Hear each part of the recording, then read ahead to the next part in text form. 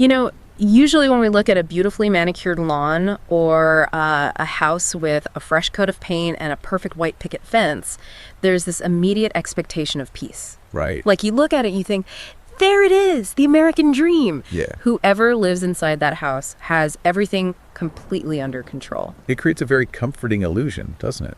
I mean, we are naturally drawn to things that look smooth and frictionless and problem-free from the outside. Yeah. It just makes us feel safe. Right. But then you walk through the front door of this specific house and you realize the foundation is actively cracking. Yeah. The pipes inside the walls are leaking. The air in the living room is incredibly thick with like unspoken tension. And that beautiful, peaceful house is actually a pressure cooker just waiting to take the roof off. Which is, yeah, that image perfectly captures a psychological dynamic that flies completely under the radar for most people. It is a structural disaster disguised as a peaceful home. And that structural disaster is exactly what we are getting into today. So welcome to our deep dive into a really fascinating, highly uncomfortable, but incredibly necessary topic. The nice guy syndrome. Yeah, this is a big one. It is. We're pulling our insights today primarily from Dr. Robert A. Glover's work, specifically his book, No More Mr. Nice Guy. And our mission here is to figure out why passively pleasing behavior, avoiding conflict, always putting others first, just twisting yourself into knots to be the quote-unquote perfect partner. Right. Why that actually sabotages relationships, ruins intimacy, and destroys personal happiness. So we're challenging a massive, deeply ingrained cultural assumption today. We really are. This whole idea that being universally nice and accommodating is the guaranteed formula for a successful life. Yeah, we're going to completely tear down that manicured lawn and really examine the rotting wood underneath. Because the pursuit of relentless niceness, according to the source material, it isn't actually about being a good person. Wow. Okay. No, it is a highly tuned survival mechanism. Yeah. It's a defense strategy that ultimately leaves the men who employ it feeling deeply frustrated, and it leaves their partners feeling isolated and, strangely enough, manipulated. Manipulated. Yeah, so we need to explore where this impulse comes from, the hidden ways it destroys romantic connection, and the proven strategies for these individuals to reclaim their authenticity and their own personal power. Okay, let's unpack this, because we should probably start by defining our terms. The label nice guy is pretty deceptive. Very. Usually when we call someone nice, it's a compliment. We mean they're kind or generous. But in this specific psychological context that the author lays out, it means something entirely different. It is entirely different. Yeah. The core paradigm of the nice guy operates on a very specific, unspoken belief system. Yeah. And it goes something like this. If I hide my flaws, if I suppress my own needs, and if I become exactly what I think other people want me to be, then I will be loved. I see. I will get my needs met, and I will live a completely problem-free life. So it's a transaction. Yeah. Like on the surface, these guys view themselves as the ultimate givers. They think they are selfless, generous, peaceful people. Right. But the reality is that because they are absolutely terrified of conflict or disapproval, they adopt traits that are the exact opposite of nice. They become fundamentally dishonest. Yeah, they keep secrets to avoid rocking the boat, and they resort to intense passive aggression. What's fascinating here is how the text illustrates this. To see how this plays out in real time, let's look at a clinical example they provide of a chiropractor named Jason. Okay. So Jason considers himself a modern, enlightened, fantastic husband. The ideal guy. Right. One Saturday morning, he wakes up early. He gets the baby out of the crib, feeds her, gives her a bath, picks out a cute outfit, gets her dressed, and then goes down and sweeps the entire kitchen floor. Wow. And internally, he is giving himself a massive pat on the back. Oh, he's waiting for his parade. Exactly, he's waiting for the parade. But then his wife, Heather, walks into the kitchen. She takes one look at the baby and immediately criticizes the outfit Jason chose, saying it doesn't match. Ouch. And then she looks past him and complains about a small pile of mail on the counter that he hasn't sorted yet. Oh, wow. Yeah. Jason is completely crushed. He deflates. And there's a crucial layer of context here that the author points out. Jason and Heather haven't been physically intimate in months. So Jason isn't just sweeping the floor to be helpful. He is carrying a massive hidden mountain of resentment. Right. But instead of telling Heather that her criticism hurt his feelings or that he's frustrated about their lack of intimacy, he says absolutely nothing. He just swallows it. He swallows the anger and just goes silent. I mean, it sounds like nice guys treat relationships like a vending machine. Yes. Like he thinks, I inserted 3 units of childcare and 1 unit of kitchen sweeping. Therefore, the machine owes me a guaranteed output of praise, love, and physical affection. That's a great way to put it.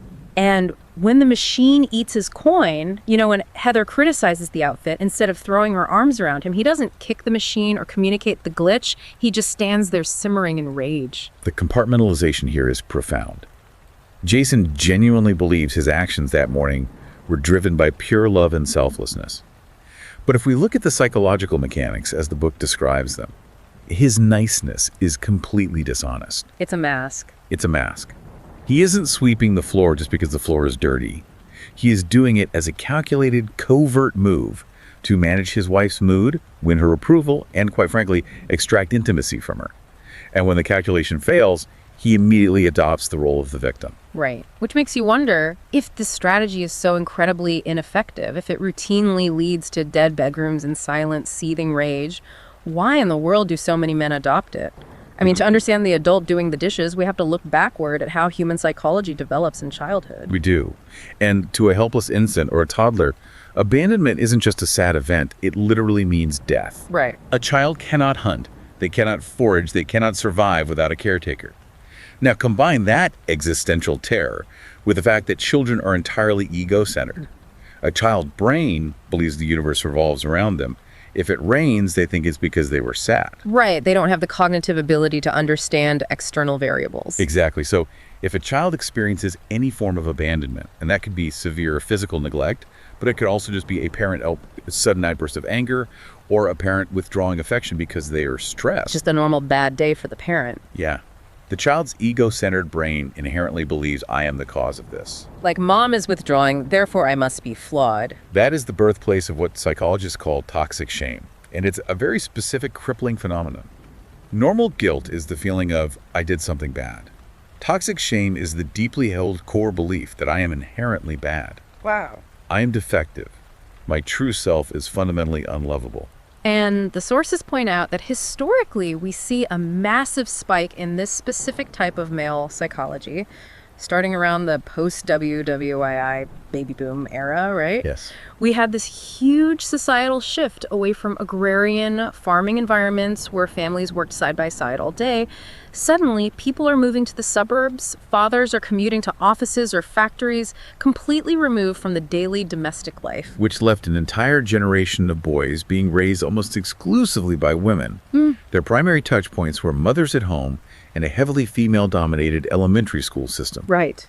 And without accessible, grounded male role models to demonstrate how to navigate assertive masculine energy, many of these boys learned to define their entire self-worth by what pleased the women raising them. They internalized the idea that being a good boy meant being quiet, accommodating, avoiding danger, and never ever causing a disruption. But wait, I'm thinking about guys who might be listening to this and saying, hold on a second. I didn't have a traumatic childhood. The source mentions guys like Jason, who claim they had perfect, leave it to beaver childhoods. My dad was around, my parents didn't abuse me, I grew up in a totally normal household, but I still act exactly like Jason the chiropractor. How does toxic shame develop in a quote-unquote perfect upbringing? That is incredibly common, and it forces us to expand our definition of what childhood abandonment actually looks like. Okay. A family can look perfect on paper, but the parents might be living entirely vicariously through their children, or they might smother them with anxiety. Let's say a child is raised in a home where the parents require him to be absolutely flawless in order to earn their affection. Getting straight A's, excelling in sports, never throwing a tantrum. It's so conditional love. Exactly.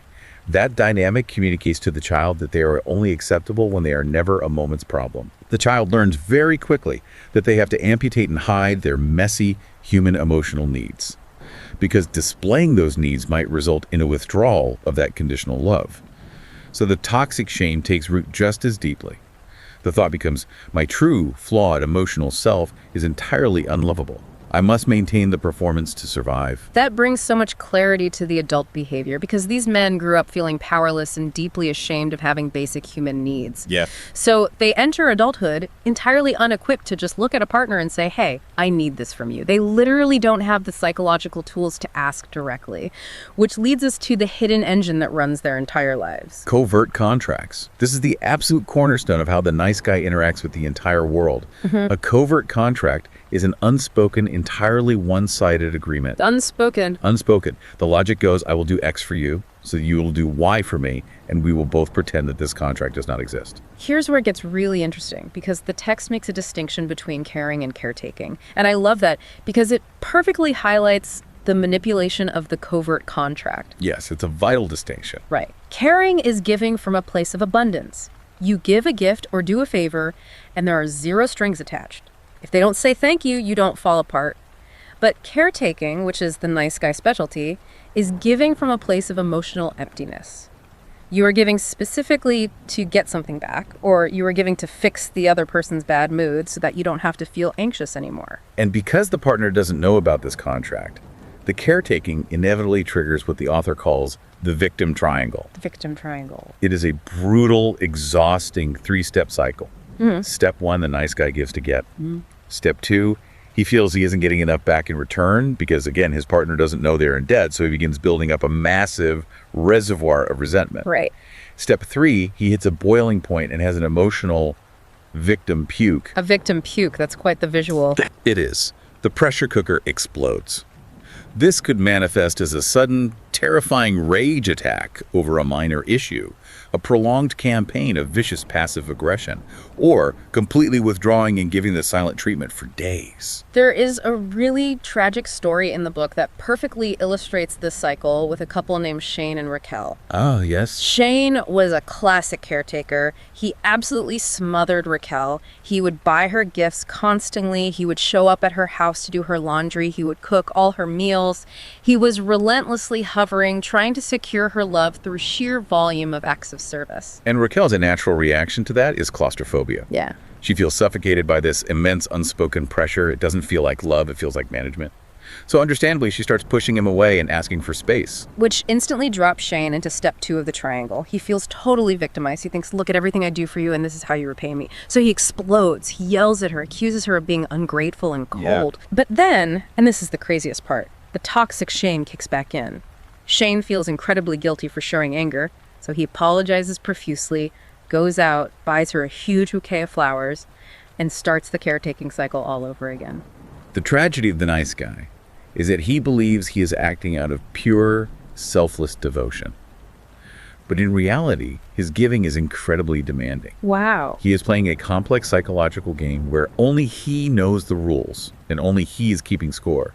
He thinks he is depositing currency into a relationship bank account, but Raquel didn't ask for those deposits, and she certainly doesn't know the exchange rate he expects. It makes complete sense why partners feel so drained by this. And to ensure that these covert contracts stay hidden, the nice guy develops this paranoid belief that he must never ever make a mistake. Right. Because in his mind, if he shows a single flaw, the contract is voided, the illusion is broken, and the childhood terror of abandonment will become a reality. They seek out external validation to prove their worth. The text calls these attachments. A nice guy will attach his entire sense of identity to having an immaculately clean car, or knowing all the trivia at a party, or never losing his temper, or having a highly attractive partner on his arm.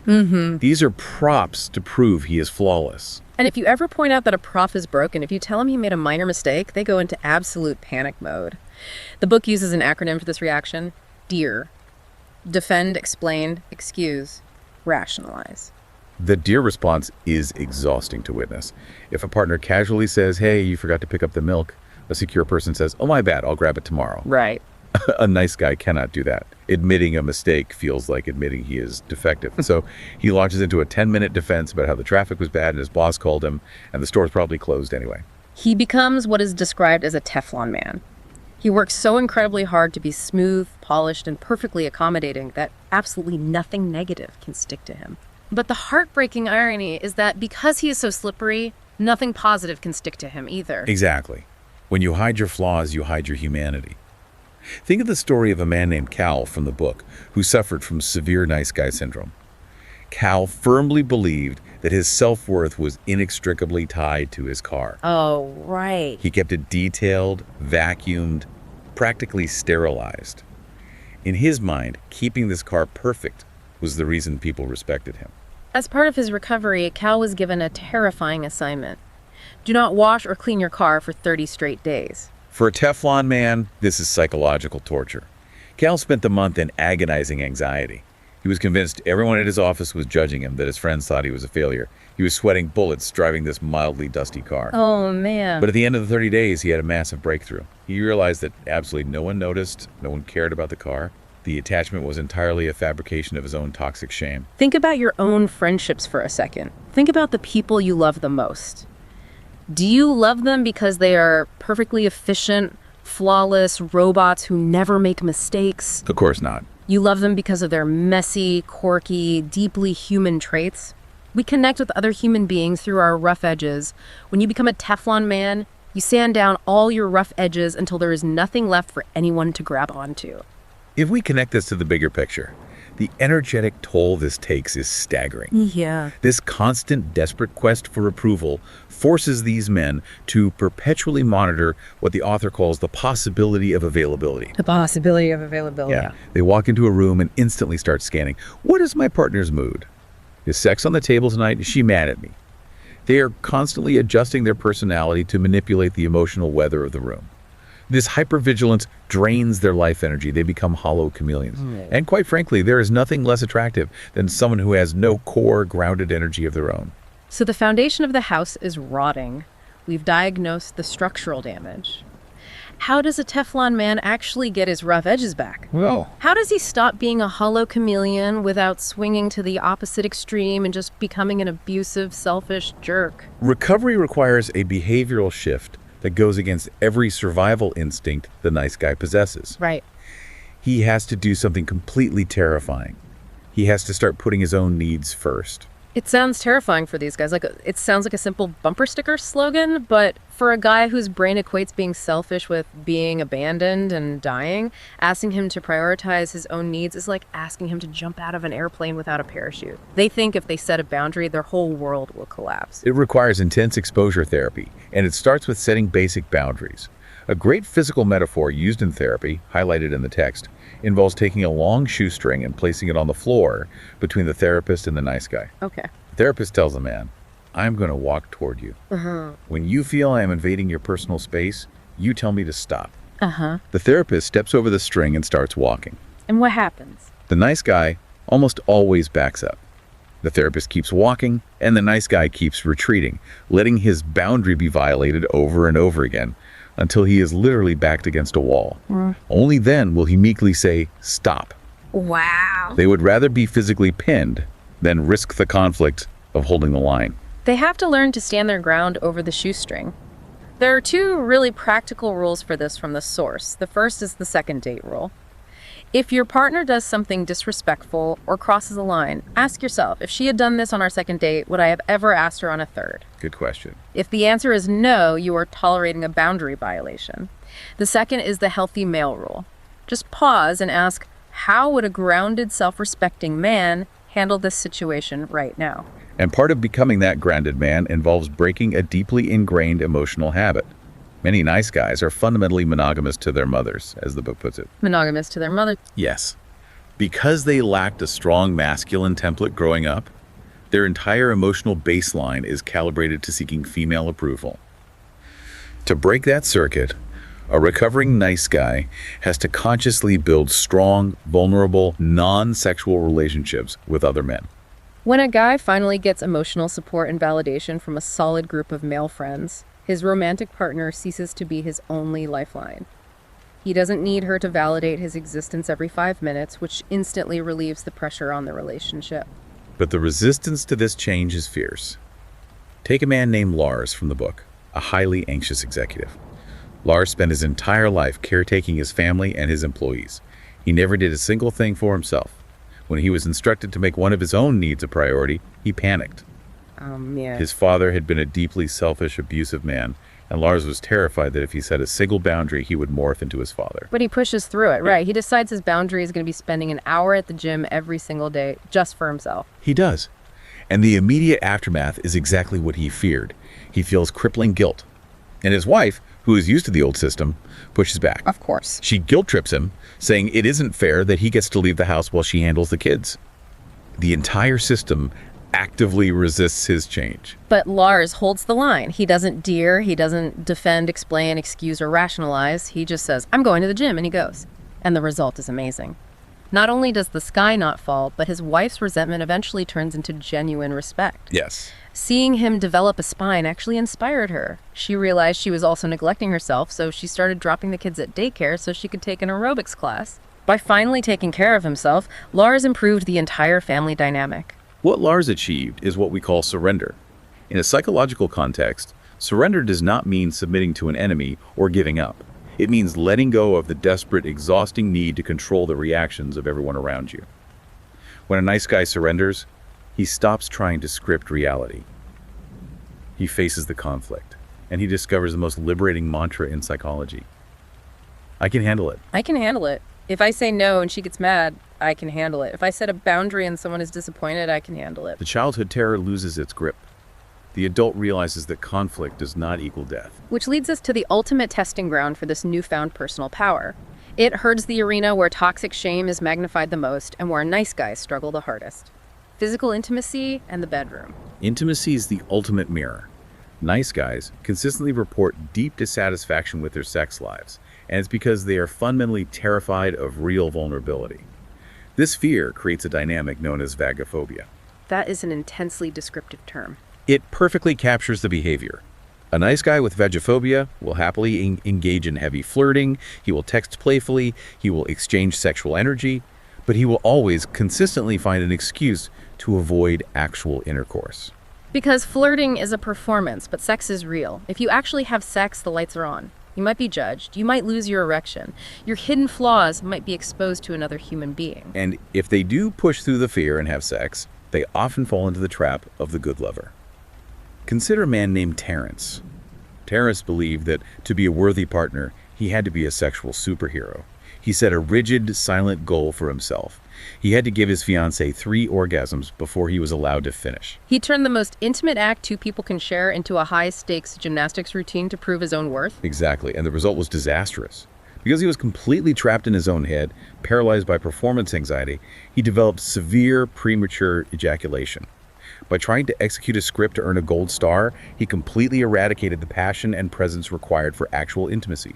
And when healthy sexual energy gets repressed by shame, it doesn't just disappear, it mutates. The research points to a guy named Lyle, who was a beloved, mild-mannered Sunday school teacher. Everyone thought Lyle was the purest, most selfless guy in town, but Lyle was harboring a massive, secret internet pornography addiction. Because pornography, or visiting sex workers, or engaging in chronomasturbation is safe. It is a completely isolated distraction. Lyle could experience sexual release without ever risking the vulnerability, rejection, or messiness of connecting with a real human woman. So what does this all mean? The paradox here is just staggering. By trying so incredibly hard to earn sex through doing the dishes, buying endless gifts, and attempting to be a flawless performer in the bedroom, the nice guy totally smothers the actual spark of desire. This raises an important question about how couples co-create dysfunction. A relationship is fundamentally a system. Couples co-create their dynamics. When a nice guy constantly hovers, tries to fix every minor bad mood, and acts like an anxious, needy puppy, he is actively training his partner to push him away. Think of basic behavioral conditioning. You would never give a dog a treat right after it pees on the living room rugs. Right. But nice guys constantly reward bad behavior. If a partner is acting distant, irritable, or disrespectful, the nice guy panics and showers them with affection to fix the mood. They're literally rewarding the distance. They are subsidizing the exact behavior they hate. The cure is to stop reinforcing the dysfunction. When a recovering nice guy stops trying to manage his partner's emotions, stops walking on eggshells, and starts living for himself, a remarkable shift happens. Yeah. His partner suddenly feels a sense of security. She becomes more attracted to him because he's finally acting like a grounded rock she can trust, rather than a slippery, unpredictable chameleon she has to constantly manage. It goes right back to the house analogy from the beginning. If the foundation of the house is poured concrete, the house can withstand a hurricane. You feel safe inside it. But if the foundation is made of eggshells, everyone inside is terrified to take a single step. Reclaiming your life from the nice guy syndrome is not about swinging the pendulum all the way to the other side and becoming a toxic, abusive jerk. Because the opposite of crazy is just a different kind of crazy. Exactly. It is about becoming what the research calls an integrated male. An integrated male does not hide his flaws, he embraces them. He takes absolute, unbending responsibility for his own emotional and physical needs rather than expecting a vending machine payout. Yeah. And when he gives to others, he gives purely from a place of abundance with zero strings attached. This is such a profound, practical framework for anyone listening today. I mean, take an honest inventory of your own relationships. Are you operating on covert contracts? When you do a favor for a friend, or when you clean the house for your partner, are you doing it because it needs doing? Or are you secretly keeping score in a ledger they can't see? Ask yourself if you are caretaking out of deep anxiety, or if you are caring out of genuine abundance. If you feel perpetually exhausted, underappreciated, and resentful, you are almost certainly caretaking. And if you don't break the cycle, that resentment will inevitably destroy the relationship you're trying so hard to protect. Which brings us to our final thought for today. There is a brutal psychological truth that weaves through all of this. Human beings will eventually grow to despise whatever they make into their god. Nice guys put their romantic partners on a massive pedestal. They worship them in a desperate bid to gain approval and avoid abandonment. But when you make a flawed, messy human being into a god, you strip away your own agency.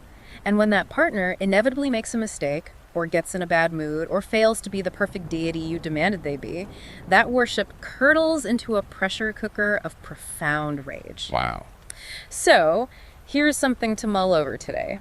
Who or what have you placed on a pedestal in your own life? And is your relentless, polished niceness toward them actually just a mask for the deep resentment you feel?